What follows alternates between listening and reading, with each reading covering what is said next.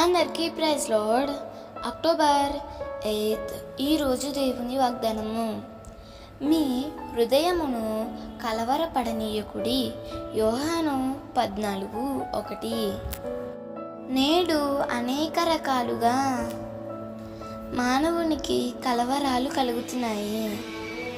ఒకటి, నేను ఆత్మీయంగా బలపడలేకపోతున్నానే, ఆర్థికంగా నేను బలపడలేకపోతున్నానే అని బాధపడుతున్నావు కదా.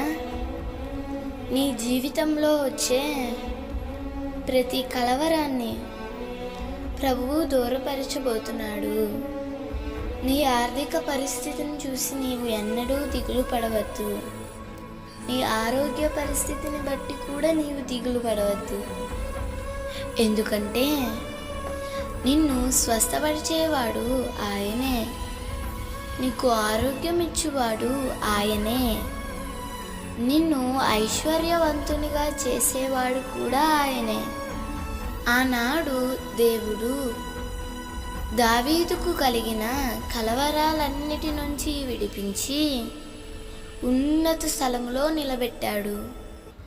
నీ జీవితంలో కూడా వచ్చే ప్రతి కలవరాన్ని ప్రభువు దూరపరచబోతున్నాడు. నీవు నమ్మి ఆయన వైపు చూడు. నీ కలవరాలన్నిటి నుంచి దేవుడు నిన్ను విడిపించునుగాక. ఆమేన్. ఈ వాగ్దానం మీకు దీవెనగా ఉన్నట్లయితే తప్పకుండా మీ బంధువులకు, స్నేహితులకు షేర్ చేయండి, లైక్ చేయండి, ఆమేన్ అని కామెంట్ చేయండి. ప్రభు పనిలో పాలుభాగస్తులు కండి.